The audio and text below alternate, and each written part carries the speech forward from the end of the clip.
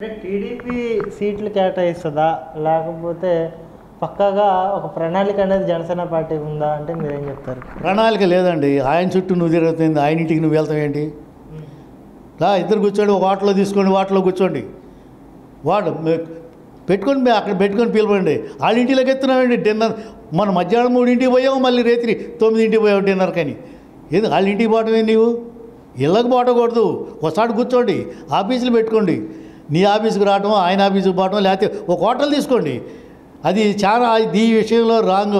జనం అనుకుంటున్నారు, అది జనం అనుకుంటున్నా. నా అభిప్రాయం కూడా అది తప్పది. రాంగ్ స్టెప్ వేస్తున్నాడు అక్కడ. నీ ఇలువ పోతుంది, నీ ఇలువ పెరగాలని కోరుకునేవాళ్ళం మేము. నువ్వు అది నువ్వు వెనక్కి తెచ్చుకుంటున్నావు, నువ్వు ముంగలు పోవడానికి ప్రయత్నం చేయట్లా. వాళ్ళ చరిత్ర అంతా ఇప్పుడు మేము 40 సంవత్సరాలు ఎక్కువ తాడేపల్లి మండలంలో మొత్తం ఎన్నికల సగం గ్రామాల పంచాయతీలు మాయే, సిపిఎంఏ.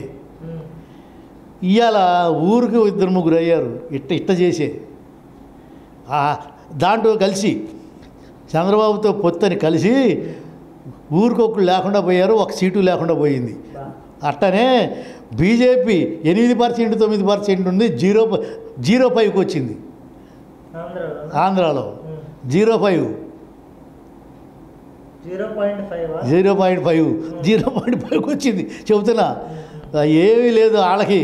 ఇప్పుడు దొరికాడు. ఇప్పుడు వాళ్ళకి ఇప్పుడు చేసిన తప్పులు ఉంటాయి కదండి, అవన్నీ ఎక్కడ బయటికి చేస్తున్నాడు. ఆయన చేస్తున్నాడు, జగన్ చేస్తున్నాడు.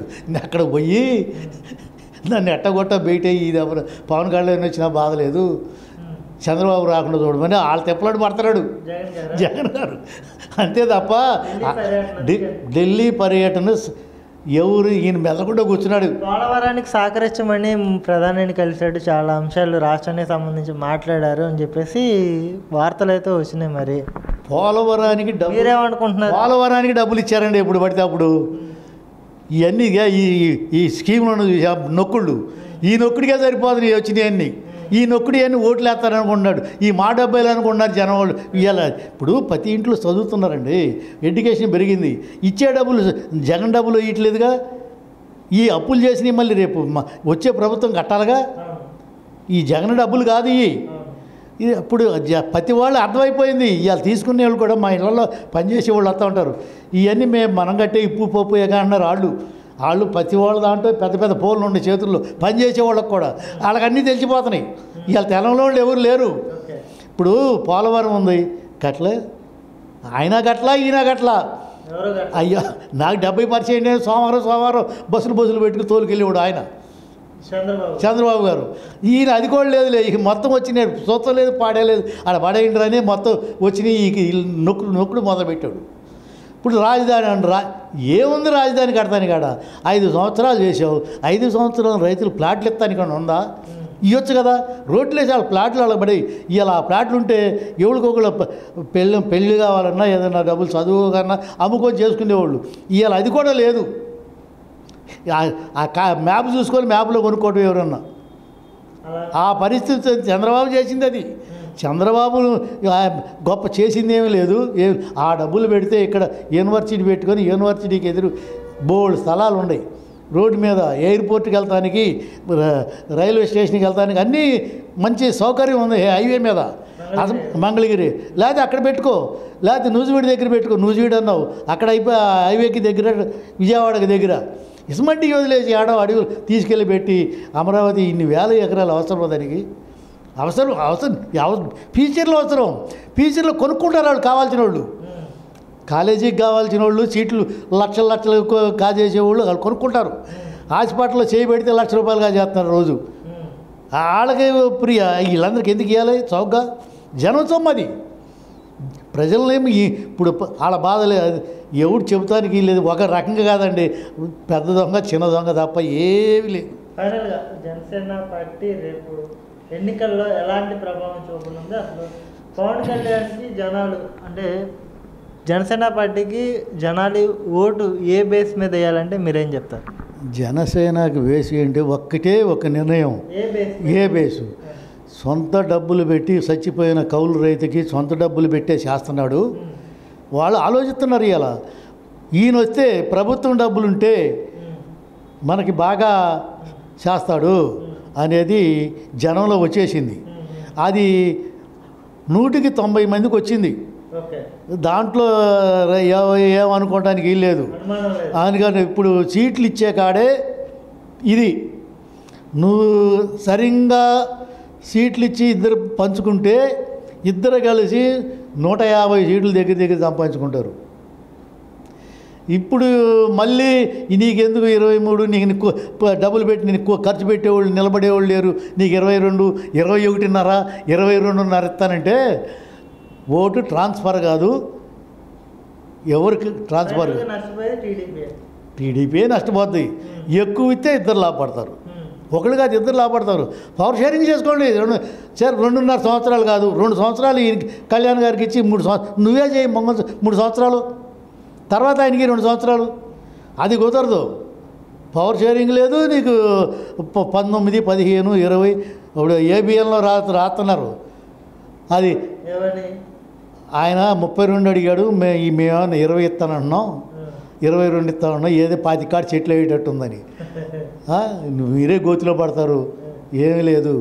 మీ జనం పిచ్చోళ్ళు కాదు. జనం మొన్న తీర్పు ఇచ్చారు 19లో. దేనికి ఇచ్చారు? వైసీపీకి 100కి 70 మంది కాపు, 50, 60 మంది కాపులు వైసీపీకి వేశారు. ఇవాళ లేదు, 10% ఉంది. ఆ నాయకులు చెట్టు స్నేహంగా ఉండేవాళ్ళే. 80% పవన్ కళ్యాణ్ అనుకుంటారు. కాపులు, మైనార్టీలు, బీసీలు, పల్లెకారులు అందరూ పవన్ కళ్యాణ్కి చేరారు.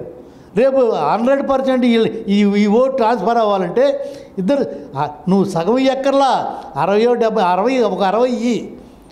ఏంది ఎంత మా వాళ్ళు తిట్టుకుంటున్నారు. 22 ఏంది, 23 ఏంది, పవన్ కళ్యాణ్ ఒప్పుకున్నారంట. కానీ నా ఓటు వాళ్ళని అడుగుతారు. నిలదీస్తారు. అయినా కూడా మీ ఏదన్నా నేను మాట్లాడినవి అన్నీ అనలేరు. జనం బయటకు ఉండరు. ఏంది మాకు పోయేదేముంది, నేను ఏమన్నా సీటు కొనేవాడిని నా ఓటోడికి. ఇప్పుడు వస్తున్నారండి 2.5 కోట్లు 260 కోట్లు ఇచ్చి తిరిగి రిటర్న్ ఇచ్చేసాడంటే ఈ సీటు ఏదో సీటు ఇయ్యి, రేపు వచ్చినాక కంట్రోల్ చేయాలని. ఏమీ లేకుండా నేను నీ వెనక ఎవడుంటాడు? డబ్బులు పెట్టాలి. ఇవ్వాలా డబ్బులు లేకుండా నా మీద జుట్టు లేనివాడు నా బాడీ ఇక్కడ ఇచ్చామనుకో, నాకు 2 కోట్లు ఎత్తాండి శుభ్రంగా చేయాలి. ఇంటొచ్చి కదా. పోయినసారి అయ్యే జరిగినాయి. గన్నవరం మైలవరం జరిగింది. ఈ ఊరు గుడివాడ కూడా అయ్యే జరిగినాయి. పక్కన పెదకూరపాడు ఇవన్నీ అయ్యే జరిగినాయి. కొనేసుకున్నారు మొంగలే. అట్టా జరుగుతాయి. అంతే తప్ప డబ్బులు ఉన్నోడికే సీట్లు. నీ మా ఓటు నమ్ముకున్న వాళ్ళు పనిచేసేవాళ్ళు ఉండవు. ఎమ్మెల్సీలు ఉండయి, చైర్మన్లు ఉండయి, బోల్డ్ పదవులు ఉన్నాయి. అవి ఇస్తావు చెప్పు కూర్చోబెట్టి. నీ మాటకు ఎదురు చెప్పేవాళ్ళు లేడు. డబ్బులు ఉండోడిగా చీట్లు అంటే మరి దొంగలకి మంటలా కష్టపడి సంపాదించుకునే వాళ్ళు ఉండరు. అసమంటి వాళ్ళకి గెలుపు నీదే, రేపు ముఖ్యమంత్రివి నువ్వే 100%. పవన్ కళ్యాణ్కి ఏమైనా క్లాస్ పీకుతున్నారండి మీరు? క్లాస్ కాదు. ఇప్పుడు ఇవన్నీ నా అభిప్రాయాలు కాదు, జనంలో ఉండయి. నువ్వు మారు. ఇప్పుడు మారావు. ఇప్పుడు కొన్ని మారావు కానీ అన్నీ మారలా. మొంగలు స్టేట్ ఆఫీసులో నువ్వు కంట్రోల్ పెట్టుకో. నువ్వు స్టేట్ ఆఫీస్ నీ కంట్రోల్ లేదు. ఇప్పుడే వచ్చింది మాకు అన్నీ అర్థమవుతున్నాయి. మేము దగ్గరలో ఉన్నాం కాబట్టి. ఇప్పుడు నీ కంట్రోల్లో పెట్టుకో స్టేట్ ఆఫీస్ని. నువ్వు డైరెక్ట్ పనులు తీసుకో. వచ్చిన వాళ్ళని డైరెక్ట్గా మీ వాళ్ళని పెట్టి అక్కడ, నాగబాబుని పెట్టి అక్కడ, లేకపోతే ఆయన వచ్చాడు నెల్లూరు, విజయ్ కుమార్ ఆయన పేరు వచ్చాడు, అజయ్ కుమార్. అసమంటి వాళ్ళు పెట్టు. అసమంటి ఆఫీసర్లు ఎస్సీ నుంచి వచ్చారు. వాళ్ళ సలహాలు తీసుకో. ఐఏఎస్లు, ఐపీఎస్లు ఉన్నారు నీ దగ్గరికి వచ్చే రిటైర్ అయిన వాళ్ళు. వాళ్ళ సలహాలు తీసుకో. ఈయన కూర్చోలే అని పెట్టి ఆయన పెట్టుకుని మా ప్రాణం తీస్తున్నావు. ఆయన తప్ప ఒక్కొక్క సోదరిని రమ్మని ఆయన అమ్మటి వెనక ఈరోజు మెడలో ఈ సింబల్ గుర్తు చేసుకోవాలా ఎక్కడైనా పార్టీ జెండా. ఏంటంటే ఆయన గురించి చెప్పుకో ఏమన్నా అనుకొని కండవా వేసుకోవాలా. ఆయన మొన్న తెనాల్లో జాగ్రత్తానికి వస్తే అందరినీ చేగాండ్లు ఇచ్చి పక్కన నెట్టారు కానీ ఎవరికి మెడలో జెండా కూడా వేయకూడదు. అట్లనే ఏదైనా స్టేట్ ఆఫీస్ సెంటర్లో నువ్వు నీ బ్యాచ్ని పెట్టుకొని నమ్మిన వాళ్ళని పెట్టుకొని చేసుకో.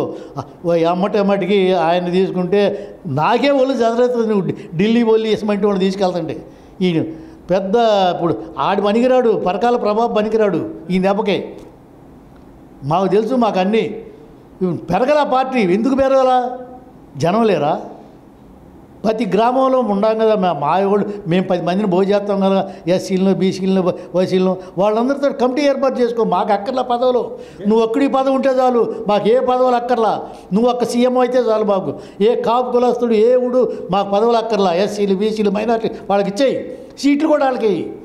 నువ్వే సీఎం అవు, అదే మా కోరిక. అవు ఎక్కడైనా పెట్టు, వాళ్ళే గెలిపిస్తాం మేము. పవన్ కళ్యాణ్ జనసేన అని పేరు ముద్ర పడ్డాక అతనికి వేస్తాం ఓట్లు. అది ఎప్పుడు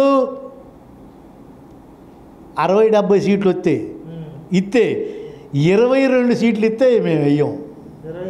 మా జనసేనకి 10 ఇచ్చారనుకో 10 గెలిపించుకుంటాం.